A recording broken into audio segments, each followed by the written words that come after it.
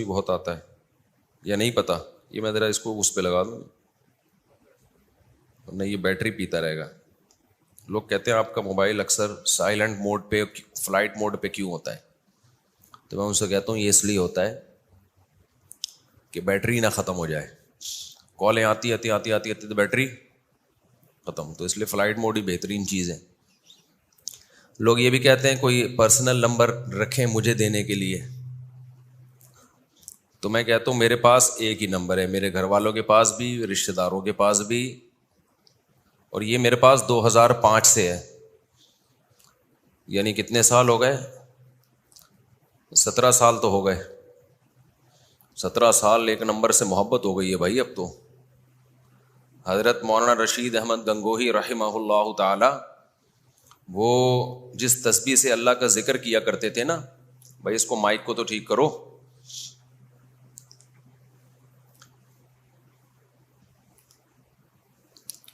حضرت مولانا رشید احمد گنگوہی رحمہ اللہ تعالی جس تسبیح سے اللہ کا ذکر کیا کرتے تھے، تو آخر عمر میں وہ تسبیح بہت ہی بوسیدہ ہو گئی تھی. بالکل ایسے دانے ٹوٹ گئے، اس کے ٹوٹنے لگے تھے، دھاگا گھس گیا تھا. کسی نے نئی تسبیح لا کے دی، حضرت آپ تسبیح تو چینج کر لیں. تو انہوں نے فرمایا کہ ساری زندگی اس تسبیح پہ اللہ کا ذکر کیا ہے، اب اس تسبیح سے محبت ہو گئی ہے، اب اس تسبیح سے محبت ہو گئی ہے، دل نہیں چاہتا اس کو چھوڑوں میں. انسان کو جب کسی سے محبت ہوتی ہے نا، تو محبت کے آداب اور ضابطے نہیں ہوتے. سمجھتے ہو کہ نہیں سمجھتے ہو؟ اللہ سے محبت پیدا کر لو تو جن چیزوں کو اللہ سے محبت ہے یا اللہ کو جن سے محبت ہے ان سے آٹومیٹیکلی محبت ہو جائے گی آپ کو. اس کے لیے لاجک کی ضرورت نہیں ہوگی. یہ جو آج کل بہت سارے اسکالرز صبح و شام علماء کو برا بلا کہتے ہیں نا، تو اس میں دلائل، وہ دلائل کا مسئلہ نہیں ہے. مسئلہ ہے کہ اللہ سے ہی نہیں ہے محبت. جب اللہ سے ہوتی تو اللہ کے رسول سے بھی ہوگی، جب رسول سے ہوگی تو صحابہ سے بھی ہوگی، صحابہ سے ہوگی تو تابعین، تبع تابعین، ائمہ مجتہدین، محدثین، اور ہر دور میں وہ علماء صلحاء کو تلاش کرے گا. پھر علماء سے بھی ہوگی، بزرگان دین سے بھی ہوگی. تو بڑا فالٹ ہی یہی ہوتا ہے کہ اللہ سے ہی نہیں ہوتی. آگے سارے مسائل پھر آپ کہہ سکتے ہو باتیں تو وہ صبح و شام اللہ رسول کی کرتے ہیں، تو باتیں کرنے پر گورنمنٹ کی طرف سے کوئی پابندی نہیں ہے. باتیں قادیانی نے کم کی ہیں، مرزا غلام احمد قادیانی نے. بھائی مرزا غلام احمد قادیانی نے نبی صلی اللہ علیہ وسلم کی شان میں نعتی اشعار بھی کہے ہیں. بڑی زبردست شاعری کی ہے اس نے، جس کو قادیانی کیچ کراتے ہیں کہ دیکھو اتنا محبت تھی اس کو. ہم کہتے ہیں اتنی تھی تو نبوت کا جھوٹا دعویٰ کیوں کر دیا؟ تو باتیں کرنے پر گورنمنٹ کی طرف سے کوئی پابندی نہیں ہے. باتیں بہت سارے لوگ اچھی اچھی کر رہے ہوتے ہیں. دیکھو اسلام کا ایک باقاعدہ شعبہ ہے تصوف. باقاعدہ اسلام کا ایک شعبہ ہے جسے کیا کہا جاتا ہے؟ تصوف. لوگ کہتے ہیں تصوف دکھاؤ نبی کے دور میں. تصوف کا لفظ نہیں ہم دکھا سکتے، لفظ بعد میں وضع ہوا ہے، لیکن جس چیز کو تصوف کہا جاتا ہے وہ چیز ہم نبی کے دور میں دکھا سکتے ہیں، بلکہ اس کا حکم ہے. آج علم میں عمق نہیں ہے، الفاظوں کے بکھیڑوں میں لوگوں کو الجھایا جاتا ہے. کہاں سے؟ اس کی اصل کیا ہے؟ باطن کی اصلاح. باطن کی اصلاح. نبی کی ذمہ داریوں میں اللہ نے یہ ذمہ داری بھی لگائی، یعلمہم الکتاب والحکمہ ویزکیہم. اے نبی آپ نے قرآن و سنت صرف سکھانا نہیں ہے، ان کا تزکیہ کرنا ہے، اندر باہر سے ان کو پاک اور صاف کرنا ہے. اندر سے پاک کیا ہوتا ہے؟ کیا مطلب؟ آپ ڈیٹول سے اندر سے نہائیں گے کیا؟ اندر سے پاکیزگی کس کو کہتے ہیں؟ تیزاب کی قلیاں کریں گے، غرارے کریں گے تیزاب سے آپ؟ اندر کی پاکی کا مطلب آپ کا دل باطنی گندگیوں اور غلاظتوں سے پاک ہو جائے. آپ کے دل میں لالچ، دنیا کی محبت کے جو گٹر ابل رہے ہیں، مرا جا رہا ہے پیسوں کے پیچھے. پوری گلی ہے، گارڈ کی تنخواہ 8,000، یہ دنیا کی محبت کے گٹر ہی تو ہیں. پوری گلی نے گارڈ رکھا ہوا ہے, تنخواہ بولو 8,000. اور لیکن سارا دن مہنگائی کے خلاف تقریریں سن لو آپ, مہنگائی بڑھ رہی ہے, حکومت کو خیال نہیں ہے, ایکچولی حکومت ہی کرپٹ ہے. تو حکومت کو آپ کا خیال نہیں ہے, آپ کو اپنے ملازمین کا خیال نہیں ہے, تو دونوں کیا ہیں, ایک جیسے ہیں. تو اس لیے رونے وونے کی ضرورت نہیں ہے, نہ پاکستان سے بھاگنے کی ضرورت ہے. بھاگے تو وہ گارڈ بھاگے تو سمجھ میں بھی آتا ہے کیا خیال ہے, جس کی 8,000 تنخواہ ہے وہ بھاگ نہیں رہا. آپ کہہ سکتے ہو اس کے پاس بھاگنے کے وسائل نہیں ہیں. جن کے پاس بھاگنے کے وسائل ہیں وہ ویسے ہی یہاں بہت کچھ کھا رہے ہیں. ورنہ باہر کا ویزا آسان تھوڑی ہے, بینک اسٹیٹمنٹ دیکھتا ہے بھائی. امریکہ, لندن, یہ کیا دیکھتا ہے کہ تو کماتا کتنا ہے. اگر اچھا کما رہے ہو تو کہے گا پھر کہے گا آ جاؤ. اور جو اچھا کما رہا ہے اس کے لیے مسائل نہیں ہے یہاں پہ. مسائل اس کے لیے جو بیچارے غریب ہیں, جن کے پاس بھاگنے کے پیسے ہی نہیں ہیں, اور انہی کو موٹیویٹ کیا جا رہا ہے بھاگو بھاگو بھاگو. تو سوائے ملک کی نفرت پیدا کرنے کے اور کوئی رزلٹ نہیں نکل رہا. تو خیر تصوف بھی ایک شعبہ ہے. قرآن نے حکم دیا کہ اے نبی یزکیہم, ان کا تزکیہ کریں, اندر سے ان کو کیا کرنا ہے, آپ نے پاک صاف کرنا ہے. تو یہ اندر کی پاکی, اس کا باقاعدہ علماء نے بعد میں نام دیا. یہ نام بعد میں پڑا ہے. اس کو کیا نام دیا جانے لگا, تصوف. جیسے مصحف عثمانی ہم پڑھتے ہیں, وہ کون سا مصحف ہے, عثمان رضی اللہ عنہ کا. نام بعد میں پڑا ہے, لیکن یہ جو مصحف ہے, یہ جو قرآن کی آیتیں ہیں, یہ نبی کے دور میں پہلے سے موجود تھیں. اسی طرح فقہ حنفی, شافعی, مالکی, حنبلی, یہ سارے نبی کے دور میں موجود تھے. نام کیا ہوئے ہیں, بعد میں پڑے ہیں. اب لوگ منجن بیچتے ہیں, کہتے ہیں اللہ نے تو ہمارا نام مسلم رکھا ہے. اللہ نے ہمارا نام غیر مسلم کے مقابلے میں مسلم رکھا ہے. سمجھتا ہے کہ نہیں سمجھتا ہے, کس کے مقابلے میں مسلم رکھا ہے, حنفی اور شافی کے مقابلے میں مسلم نہیں رکھا. اگر آپ کوئی شافی سے ملو اور کہے کہ آپ کس مکتب فکر کو فالو کرتے ہو, آپ کا میں مسلم ہوں, تو کہے گا اچھا میں غیر مسلم نظر آ رہا ہوں تجھے. اتنی سینس جن اسکالرز میں نہیں ہے, وہ ہمارے باپ بنے ہوئے ہیں, ٹھیک ہے نا, وہ ہمیں سکھا رہے ہیں قرآن و سنت. دیوبندی بریلوی یہ نام بعد میں پڑے ہیں. لوگ کہتے ہیں نا دیوبندی بریلوی نبی کے دور میں نہیں تھے. تو دیوبندی بریلویوں کے مقابلے میں جو دیوبندی کہا جاتا ہے, اگر بریلوی اپنے آپ کو مسلم کہنے لگے دیوبندیوں کے مقابلے میں, اس کا مطلب وہ دیوبندیوں کو کیا سمجھ رہے ہیں, غیر مسلم. اس سے تو اور فرقہ واریت پھیلے گی. اگر دیوبندی اپنے آپ کو مسلم کہنا شروع کر دیں بریلویوں کے مقابلے میں, کوئی گرین چینل والا آیا, آپ نے کہیں رشتے کا پیغام لے کر آیا, ایسے موقع پہ ہی مسلک کو شو کرنے کی عام طور پہ ضرورت پڑتی ہے. ہم بلا وجہ تھوڑی کہہ رہے کہ اپنے آپ کو دیوبندی بریلوی حنفی شافی کہتے پھرو, جہاں ضرورت ہوتی ہے وہاں کہنا پڑتا ہے. اب آیا کوئی شخص رشتہ لینے کے لیے, آپ کہہ رہے ہیں آپ کا مسلک کیا ہے, دیوبندی ہے بریلوی ہے, وہ کہہ رہے ہیں میں مسلم ہوں. آپ کو میں تجھے کیا سکھ نظر آ رہا ہوں, میں ہندو نظر آ رہا ہوں تجھے. تو آپ جواب میں کیا کہو گے بھائی, وہ جواب میں کیا کہے گا, بھائی مسلم ہوں تبھی تو آیا ہوں, لیکن میں بریلوی مکتب فکر کو فالو کرتا ہوں. آپ چلے گئے ان کے یہاں رشتہ لینے کے لیے, جیسے میں گیا تھا, میں بھی تو گیا تھا نا, اور میرے اللہ کا شکر ہے بچے ہو گئے الحمدللہ. انہوں نے پوچھا آپ کا مکتبہ فکر کیا ہے, میں نے کہا ہم دیوبندی مکتبہ فکر کو فالو کرتے ہیں. اگر میں اس وقت اپنے سسرال میں کہتا کہ وہ پوچھتے آپ کا مکتبہ فکر کیا ہے, میں کہتا میں مسلم ہوں بھائی, سمپل مسلم. وہ کہتے تو کیا ہم کیا غیر مسلم نظر آ رہے ہیں تجھے, رشتہ لینے کیوں آئے جب تجھے ہم غیر مسلم نظر آ رہے ہیں. تو ہری پگڑی پہن کے میرے بیان میں بیٹھے تھے, پورے بیان میں ایک بندہ ہری پگڑی پہن کے بیٹھا ہوا تھا, اور لوگ جب ان کو یوں کر کے دیکھ رہے تھے, میں لوگوں کو تمیز سے ادھر میرا بیان سنو, سمجھ رہے ہو, کیونکہ زیادہ مسئلہ ہوتا تو رشتہ کینسل. اس لیے میں نے بڑی رسپیکٹ دی ہری پگڑی والوں اس وقت, یعنی جو ہری پگڑی پہن کے آئے تھے. سمجھ رہے ہو, لوگ کہتے ہیں ہری پگڑی میں نکاح جائز ہے یا نہیں, کہ تو بھائی ہم نے تو کیا ہے یار. تو صرف پگڑی سے نہیں ہوتا کچھ, عقائد پھر آگے دیکھے جائیں گے نا, کہ اگر کوئی چاہے دیوبندی ہو یا بریلوی ہو صاف لفظوں میں کہتا ہے نبی حاضر ناظر ہیں مشکل کشا ہے، وہ تو چاہے دیوبندی ہو چاہے بریلوی ہو، اس سے نکاح جائز نہیں ہے۔ اور یہ شرک صرف اس طرح کا شرک بریلویوں میں بھی ہے، دیوبندیوں میں بھی ہے۔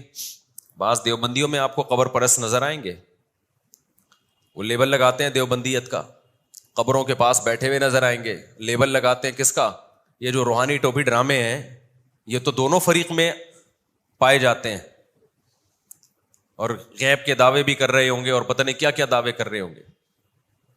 تو میں نے کیا کیا، اگر میں وہاں جا کے کہتا میں مسلم ہوں، میں صرف مسلم، وہ کہتا ہے نکل پتلی گلی سے باہر نکل، جو بات پوچھی جا رہی ہے اس کا جواب دے۔ باقی صحابہ کے دور میں دیوبندی بریلوی اہل حدیث کیوں نہیں تھے؟ تو صحابہ کے دور میں کوئی فرقہ بنا ہی نہیں تھا نا، جس کی بیس پہ اس فرقے سے فرق کرنے کے لیے دوسرے فرقے کو نام ہائی لائٹ کیا جائے۔ اس کی مثال آسان مثال سے بات سمجھ میں آتی ہے نا، ورنہ پیچیدہ ہوتی چلی جاتی ہے۔ آج کل کے جو اسکالرز ہیں نا یوٹیوب پہ، ان کے پاس اتنا دماغ نہیں ہے کہ ہماری پیچیدہ باتوں کو سمجھیں، ان کے پاس اتنی کھوپڑی نہیں ہے، وہ کھوپڑی لیس ہو کے بیٹھتے ہیں۔ تو ظلوا واضلوا، حدیث میں آتا ہے جب علماء اٹھ جائیں گے نا، ختم ہونے شروع ہوں گے، تو آہستہ آہستہ اسی طرح ہی ہوگا کہ وہ لوگ جو عالم نہیں ہیں، اور کمال یہ کہ نہ صرف عالم نہیں ہے بلکہ خود کو عالم نہ کہنے میں فخر بھی محسوس کرتے ہیں۔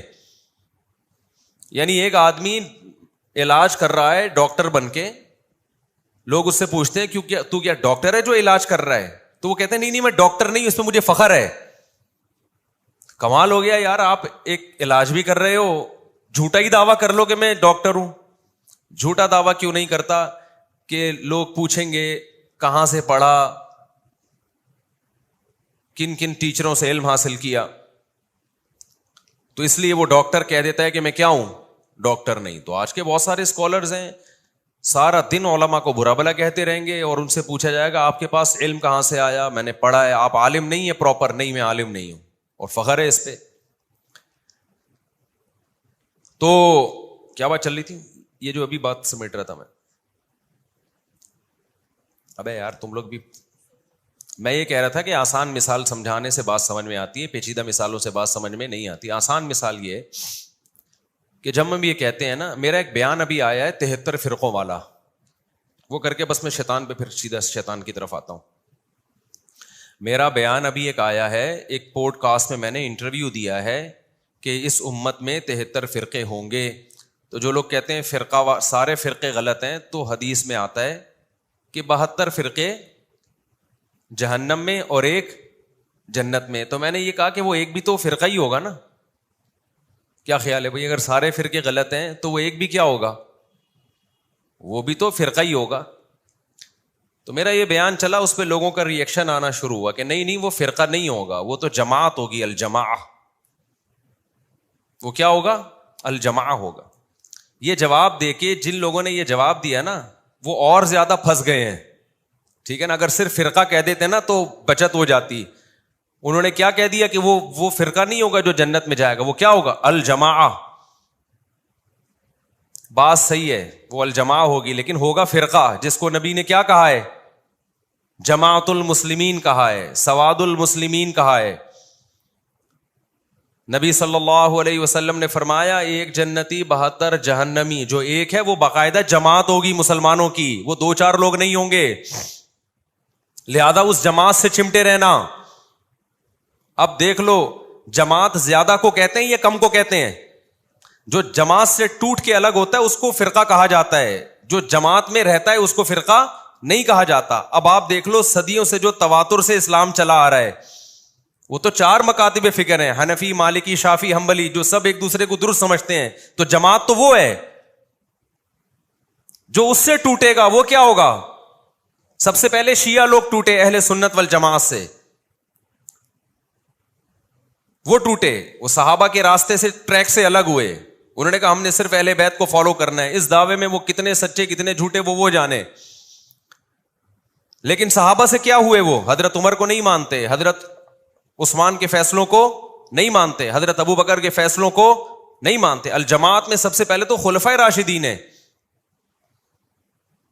تو خلفائے راشدین کے مکتب کو کس نے فالو کیا؟ یہ تو ائمہ اربعہ نے فالو کیا ہے۔ تو جو اس جماعت سے ٹوٹ کے الگ ہوگا, جو میجورٹی مسلمانوں کی جمہور امت کی چلی آ رہی ہے, وہ فرقہ کہلائے گا. جو اس سے چمٹا رہے گا وہ فرقہ نہیں کہلائے گا. کمال کی بات یہ ہے, یعنی وہ فرقہ تو کہلائے گا, وہ والا فرقہ جو جہنمی ہے وہ نہیں کہلائے گا, بلکہ جنتی فرقہ کہلائے گا. دیکھو نبی نے فرمایا نا, امت 73 ستفترق امتی, 73 حصوں میں بٹے گی. تو بٹے گی تو 72 حصے اور ایک جو ہے وہ بھی تو حصہ ہی ہوگا نا, اس کو حصہ کہیں فرقہ کہیں, لیکن اس کے جنتی ہونے کی ایک علامت یہ ہوگی وہ جماعت ہوگا. وہ کیا ہوگا؟ وہ بہت بڑی تعداد میں لوگ ہوں گے, اور یہ سارے دائیں بائیں نکلنے والے یہ ٹوٹے ہوئے لوگ ہوں گے. کمال کی بات ہے, جو اسکالرز ٹوٹے ہوئے ہیں امت کی میجورٹی سے, وہ اپنے آپ کو الجماع کہہ رہے ہیں, اور جن سے ٹوٹے ہیں ان کو جہنمی کہہ رہے ہیں. آئی بات سمجھ میں؟ کھوپڑی شریف میں ایک اور آسان مثال دوں گا, پھر بہت اچھی طرح آئے گی, لیکن پہلے یہ تھوڑا مشکل والی سمجھ لیں آپ, کیونکہ کچھ لوگوں کا مینٹل لیول اچھا بھی ہوتا ہے, وہ سمجھ بھی جاتے ہیں. مشکل مثالیں بھی, مشکل یہ بھی نہیں ہے, ٹھیک ہے نا, بہت آسان ہے.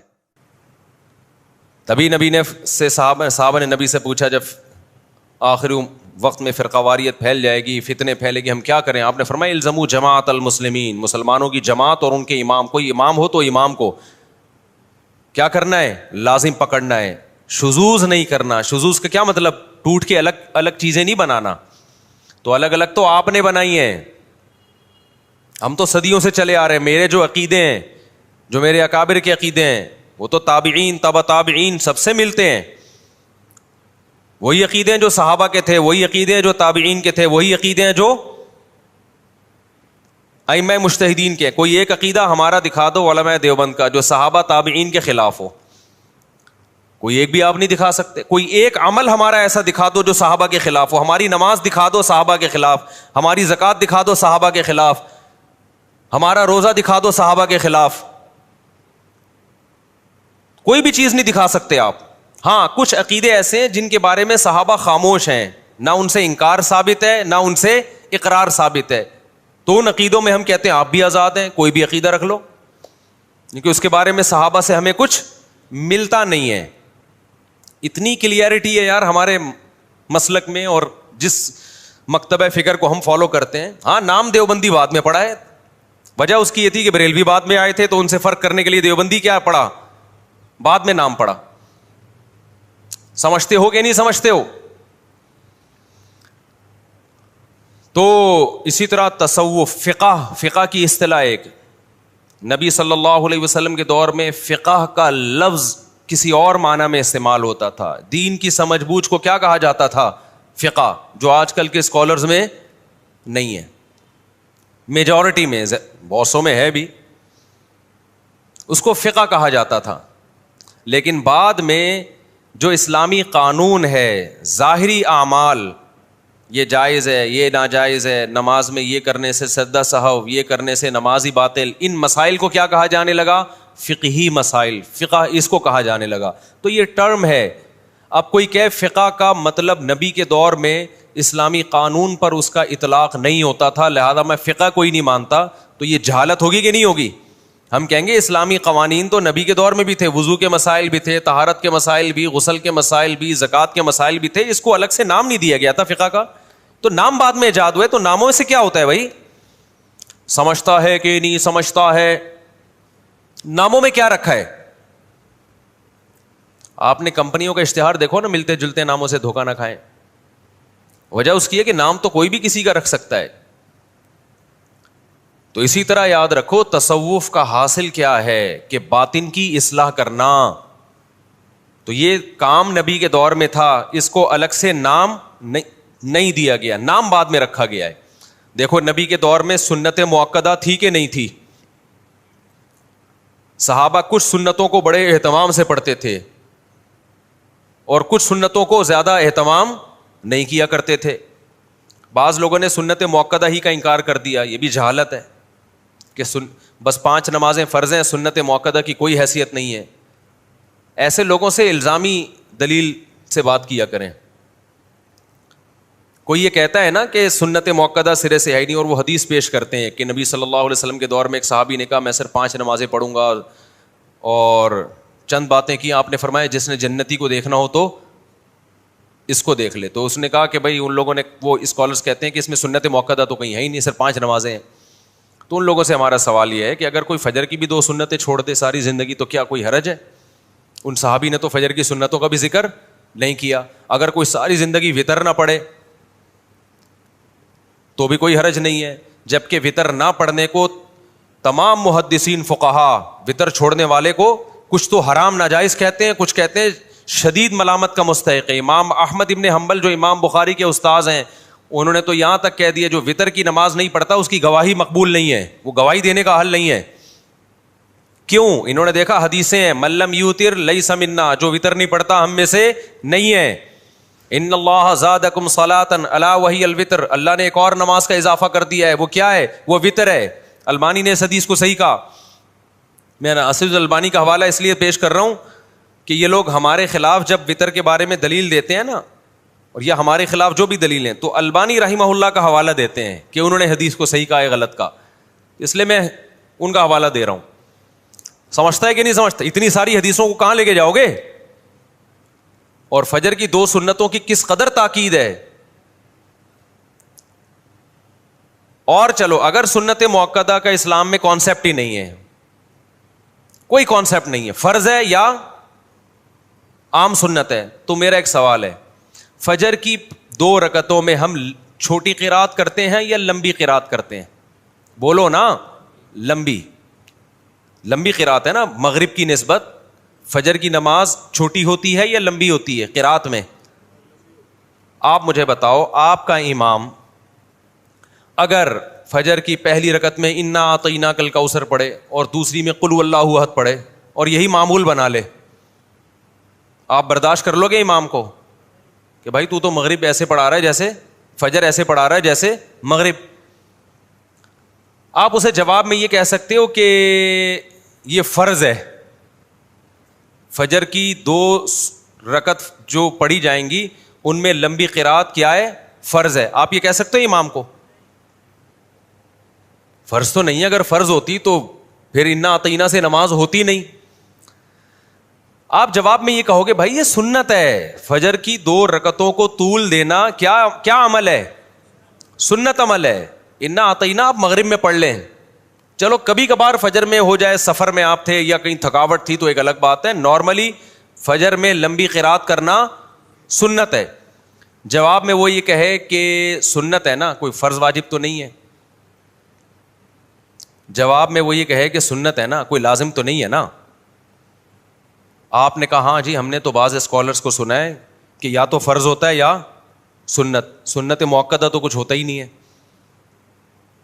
آپ کو ہاں سنت ہے تو کیا جب ضروری نہیں ہے؟ ان صحابی نے تو کہا تھا 5 نمازیں فرض ہیں, 5 نمازیں کیا ہیں؟ فرض ہیں. تو میں یہ 5 نماز پڑھ لی نا میں نے فجر کی, ہو گئی نا, انا اعطینا سے بھی تو ہو گئی نا. آپ جواب میں کہو گے بھائی عام سنتوں کی طرح نہیں ہے فجر کی 2 رکعتوں کو طول دینا, یہ سنت مؤکدہ ہے. نبی نے ہمیشہ فجر کی 2 رکعتیں لمبی پڑھی ہیں. تو بتا دیا کہ فجر پڑھنے کا اوریجنل طریقہ یہی ہے. تو جیسے فجر کی 2 رکعتوں کو طول دینا, لمبا کھینچنا عام سنت نہیں ہے بلکہ سنت مؤکدہ. جو امام یہ کام نہیں کرے گا قابل ملامت ہوگا, اس کو امامت سے نکالا بھی جا سکتا ہے. یار تو روزانہ انا اعطینا سے فجر پڑھا رہا ہے, یہ کیا کر رہا ہے بھائی؟ انا اعطینا پڑھتا ہے, دوسری میں قل اللہ پڑھتا ہے, یہ فجر ہے یا مغرب ہے؟ یہ سمجھ میں نہیں آ رہا کیا کر رہا ہے. وہ کہے کہ فرض واجب تو نہیں ہے نا, اسے کہا جائے گا سنت مؤکدہ ہے. اور جو سنت مؤکدہ کو چھوڑ دیتا ہے وہ قابل ملامت ہوتا ہے اور واجب الاخراج ہوتا ہے. آپ پتلی گلی سے نکلو, ہم کوئی تمیز کا امام لائیں گے جو فجر تمیز سے پڑھائے. تو اسی طرح جیسے نماز کے اندر کی کچھ سنتیں عام سنتیں, کچھ سنتیں مؤکدہ ہیں, ایسے ہی نماز کے باہر کی بھی سنتوں میں کچھ عام ہوتی ہیں, کچھ سنتیں مؤکدہ ہوتی ہیں. تو فجر کی جو 2 فرض ہیں, اب میں ایک اور مثال آپ کو دیتا ہوں. فجر کے 2 فرض امام آ کے پڑھاتا ہے, اس سے پہلے نہ گھر میں سنتیں پڑھتا ہے نہ مسجد میں آ کے پڑھتا ہے. ڈائریکٹ گھر سے آیا مصلی پہ کھڑا ہو گیا نا.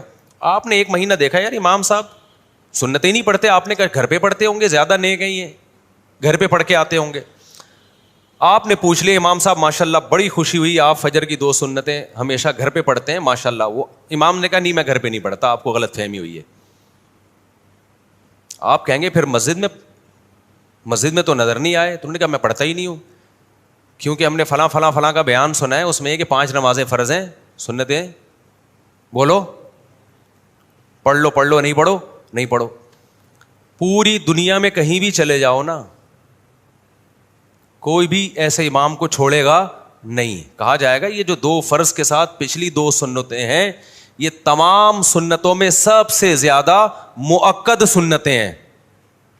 تبھی بعض ائمہ کی رائے تو یہ ہے کہ اگر جماعت کھڑی بھی ہو جائے تو آپ مسجد کے باہر 2 سنتیں پڑھ لیں, بشرطے کہ آپ کو جماعت میں شامل ہونے کا یقین ہو. بعض حضرات کی یہ بھی رائے ہے, ان کی تاکید کی وجہ سے, اور بعض صحابہ سے ثابت ہے کہ چھوڑتے نہیں تھے کسی قیمت پہ.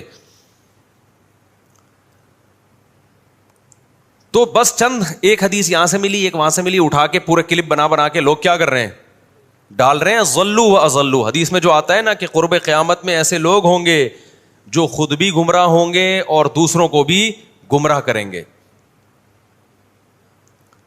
تو سنت مؤکدہ کا لفظ ہمیں قرآن و سنت میں نہیں ملے گا, یہ ایک ٹرم ہے, لیکن سنت مؤکدہ ملے گی, یہ لفظ نہیں ملے گا. صحابہ کے دور میں یہ اصطلاحات نہیں تھیں.